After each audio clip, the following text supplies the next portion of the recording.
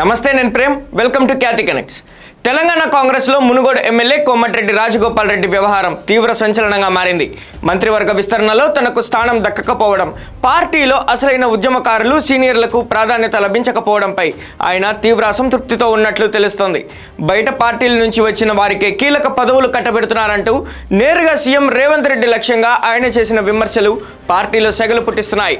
ఈ నేపథ్యంలో తెలంగాణలో రాజకీయ మార్పు అవసరమని నిజాయితీ గల నాయకులతో కలిసి తమిళనాడు తరహా ప్రత్యామ్నాయ రాజకీయ శక్తిని నిర్మించే సత్తా తనకు ఉందంటూ ఆయన చేసిన తాజా వ్యాఖ్యలు కొత్త పార్టీ ఊహాగానాలకు బలం చేకూరుస్తున్నాయి. మునుగోడు ఎమ్మెల్యే కోమటిరెడ్డి రాజగోపాల్ రెడ్డి మరోసారి సొంత పార్టీపైనే తన అసంతృప్తిని బాహాటంగా ప్రదర్శిస్తున్నారు. కేబినెట్ విస్తరణలో మంత్రి పదవి దక్కకపోవడం, పార్టీలో సీనియర్లకు తగిన గుర్తింపు లేకపోవడంపై ఆయన రగిలిపోతున్నారు. అధిష్టానం హెచ్చరికలను సైతం లెక్క చేయకుండా ఆయన చేస్తున్న వ్యాఖ్యలు రాష్ట్ర కాంగ్రెస్లో ప్రకంపనలు సృష్టిస్తున్నాయి. తెలంగాణ ఉద్యమంలో లేనివారు, కాంగ్రెస్ జెండా మోయని బయట వ్యక్తులే ప్రభుత్వంలో కీలక పదవులు అనుభవిస్తున్నారంటూ రాజగోపాల్ రెడ్డి తీవ్ర స్థాయిలో ధ్వజమెత్తారు. దశాబ్దాలుగా పార్టీని నమ్ముకున్న ఒరిజినల్ కాంగ్రెస్ నాయకులను విస్మరిస్తూ ఇతర పార్టీల నుంచి వచ్చిన వారికే ప్రాధాన్యత ఇవ్వడంపై ఆయన నేరుగా సీఎం రేవంత్ రెడ్డి శైలిని తప్పుపట్టారు.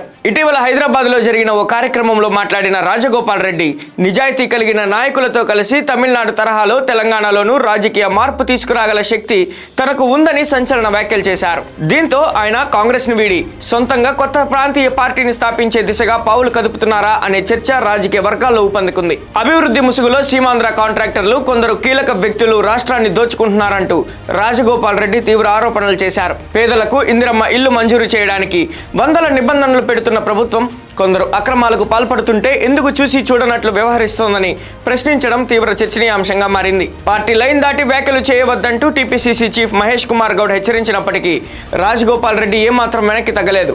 తనకు నీతులు చెప్పే బదులు ఇతర పార్టీల నుంచి వచ్చిన వారికి ప్రాధాన్యత ఇస్తూ పార్టీ ప్రతిష్టను దెబ్బతీస్తున్న సీఎం రేవంత్ రెడ్డికి హితవు పలకాలంటూ ఎదురుదాడికి దిగారు.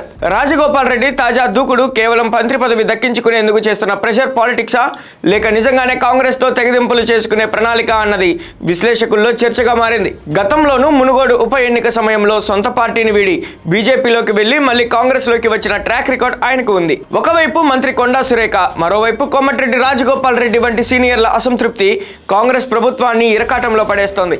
ఈ సంక్షోభాన్ని అధిష్టానం ఎలా పరిష్కరిస్తోంది? రాజగోపాల్ రెడ్డి తన హెచ్చరికలకు కట్టుబడి కొత్త రాజకీయ అడుగులు వేస్తారా లేదా అన్నది తెలంగాణ రాజకీయాల్లో తీవ్ర ఉత్కంఠ రేపుతుంది.